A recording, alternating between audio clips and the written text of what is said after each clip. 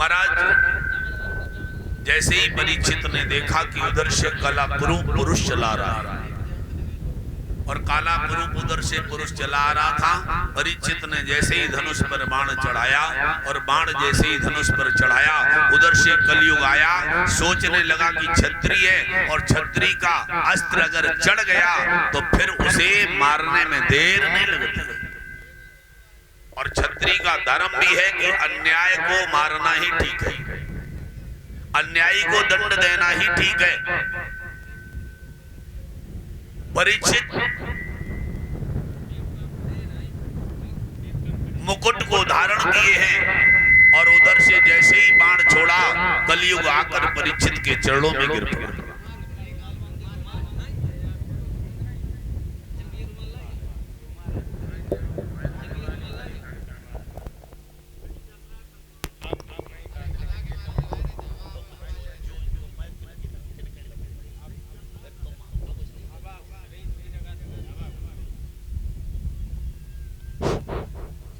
बोली भक्तवत्सल भगवान की जय हो। उसी कथा पर आ जाइए। जब परीक्षित ने बंधन किया और कलयुग आकर के श्री चरणों में गिर पड़ा और जब परीक्षित के चरणों में आकर के कलयुग गिरा,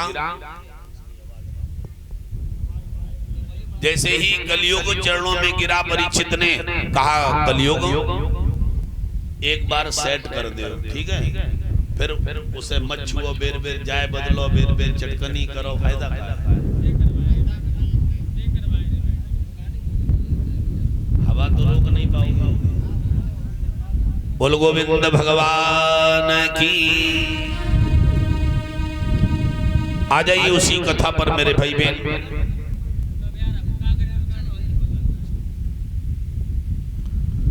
जब परीक्षित के श्री चरणों में आकर के कलयुग गिर गया, परीक्षित ने कहा कलयुग हम तुम्हें नहीं रखेंगे। खेल गए महाराज, जिसका भक्त नहीं है उसे भक्त से पहले कोई मारने वाला।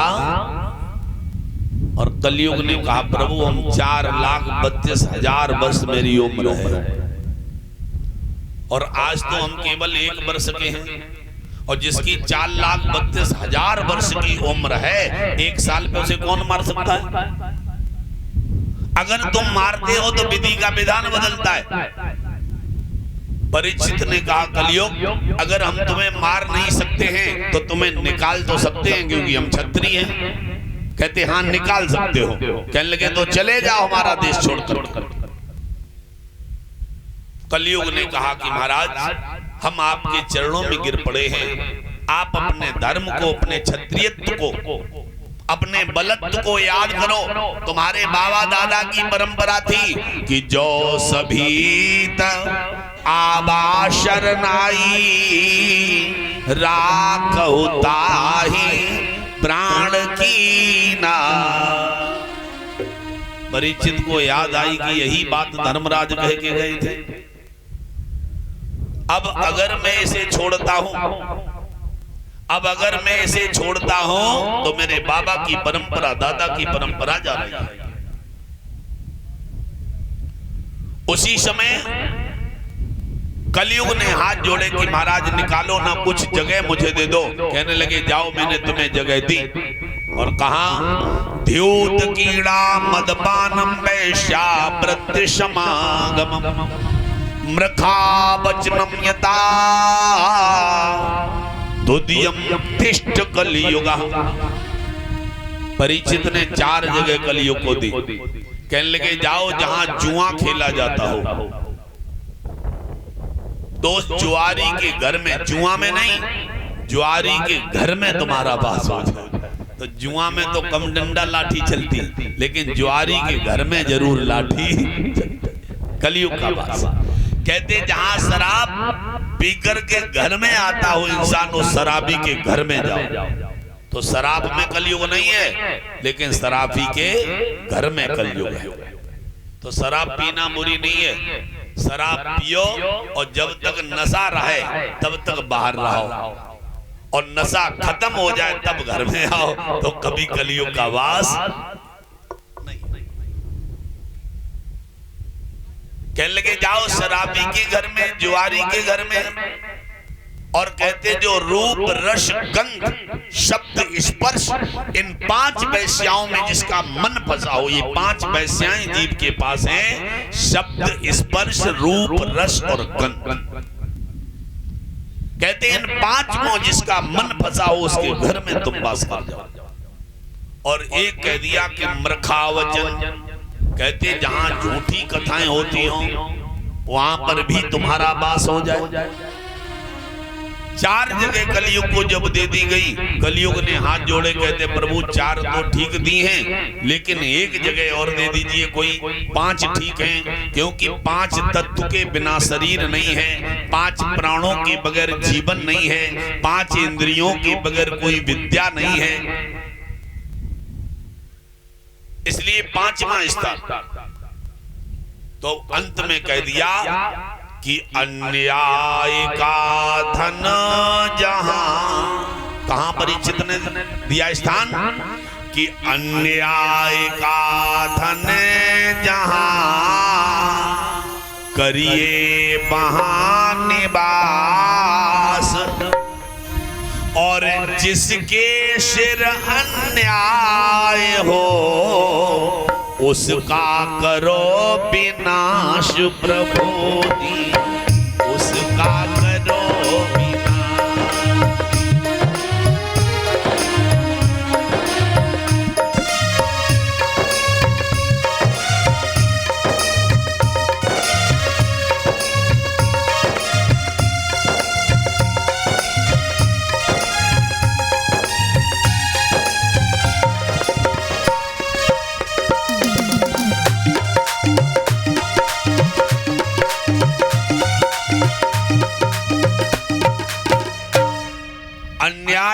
अर्जित धन,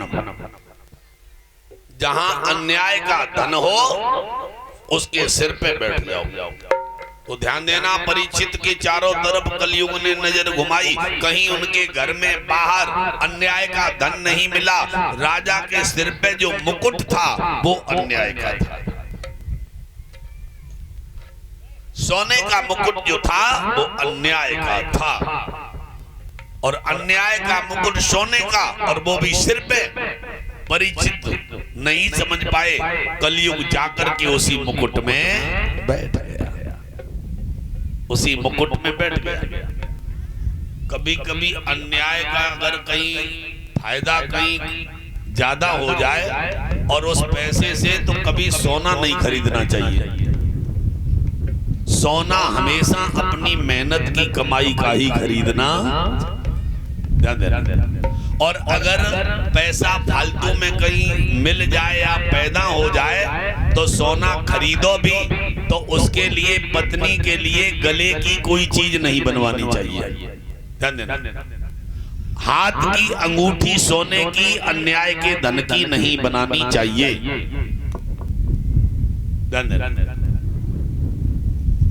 अगर गले में अन्याय के धन का हार या लॉकेट बना करके अधर्म का धन है और पत्नी को पहना दिया तो घर की कलह कभी खत्म होने वाली। अन्याय का जब धन ज्यादा बढ़े तो केवल किसी भूमौ यदा प्रश्चितम कल्याणम संपदा। ध्यान देना, अन्याय का धन अगर पास में आता है, कहीं लूट लाट में, कहीं कपट में, कहीं ज्यादा पैदाइश हो जाती है, तो उससे भूमौ जमीन खरीदे, प्लाट खरीदे, मकान बनवाए, लेकिन सोने की कोई चीज कभी अन्याय के धन की बनवानी।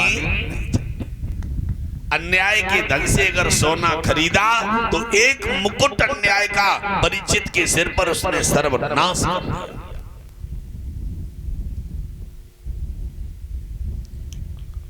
आ जाइए उसी कथा पर। महाराज परीक्षित की बुद्धि भ्रष्ट हुई, वहां से आगे चले तो लोमर्ष शमीक ऋषि जी भगवान की वंदना कर रहे थे, भगवान के ध्यान में मग्न थे, आंख बंद थी और ध्यान भगवान में। और ध्यान दीजिए, जब भगवान में या किसी चीज में तुम्हारा ध्यान होता है तो पास बैठा हुआ कोई तुम्हें बुलाए लेकिन उसकी आवाज सुनाई नहीं देती, क्योंकि ध्यान तुम्हारा कहीं और है। बाबा भगवान के ध्यान में लगे हुए थे। गोविंद चले आओ, गोपाल चले आओ,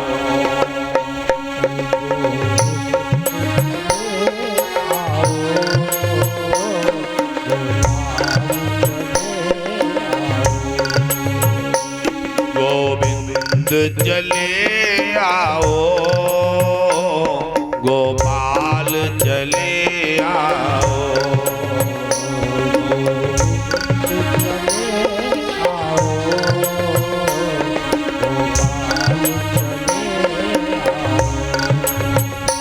हे राधावर मोहने घनश्याम चले आओ,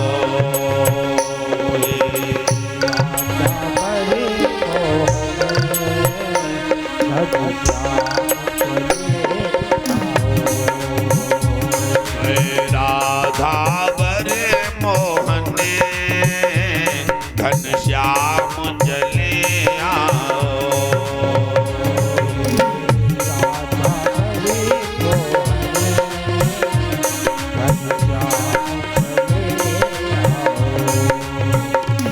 गोविंद चले आओ, गोपाल चले आओ,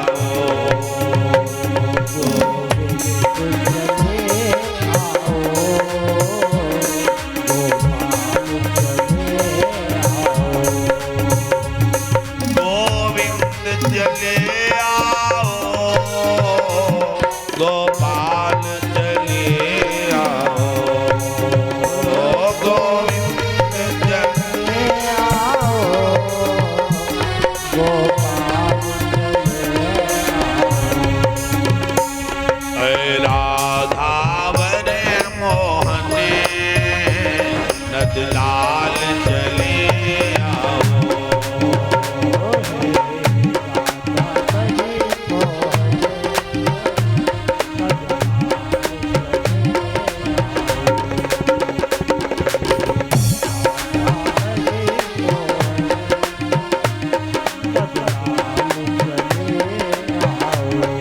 बोल गोविंद भगवान की जय हो। उसी कथा पर आ जाइए।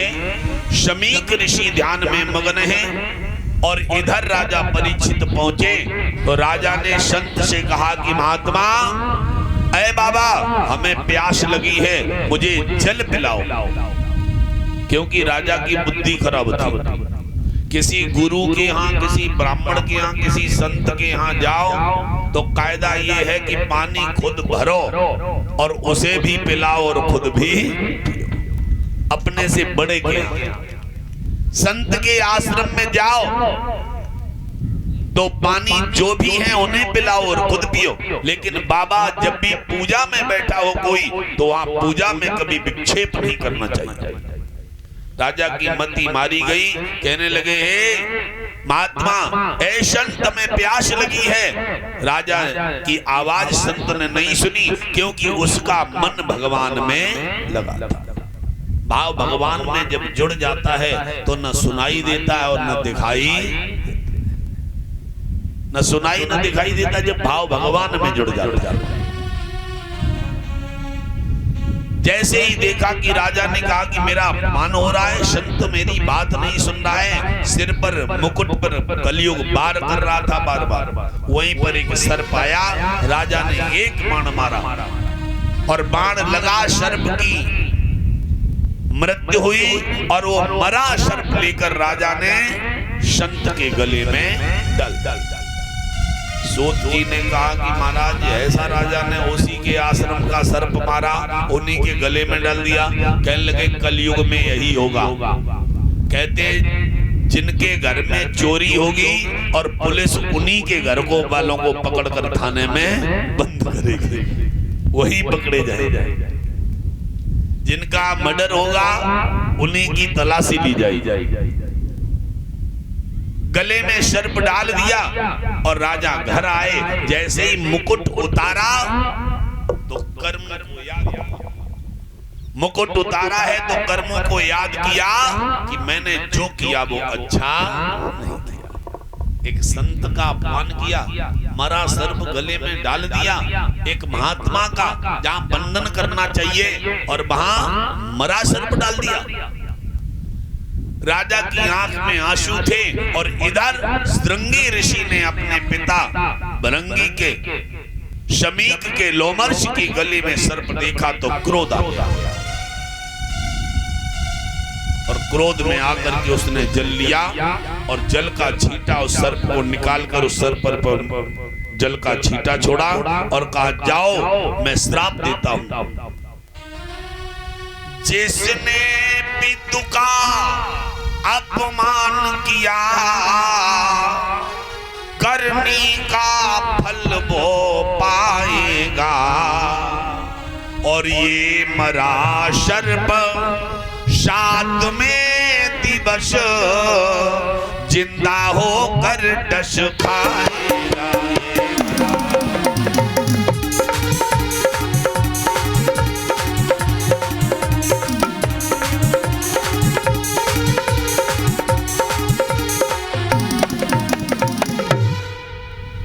मैंने श्राप दिया है कि ये मरा सर्प 7वें दिन और जिंदा होकर उसे डसेगा जिसने मेरे पिता का अपमान किया है। जैसे श्रृंगी ऋषि का श्राप, श्रृंगी ऋषि का श्राप लगा, लोमर्ष ऋषि की आंख खुल गई। आंख खुलकर ध्यान मग्न होकर देखा, कहने लगे ये सर्प किसने डाला? तो ध्यान रखकर देखा परीक्षित। सोचने लगे कि परीक्षित क्षत्रिय है, राजा है, ऐसा अन्याय, ऐसा अधर्म, ऐसी गलती, ऐसा अपराध नहीं कर सकता है। तब देखा, कहने लगे उसके सिर पे कलयुग का हाथ है। कभी कभी कोई अच्छा भला आदमी अगर उल्टा चले तो समझ लो उसके सिर पे किसी का हाथ है और वो न करते हुए उस पर करवाया।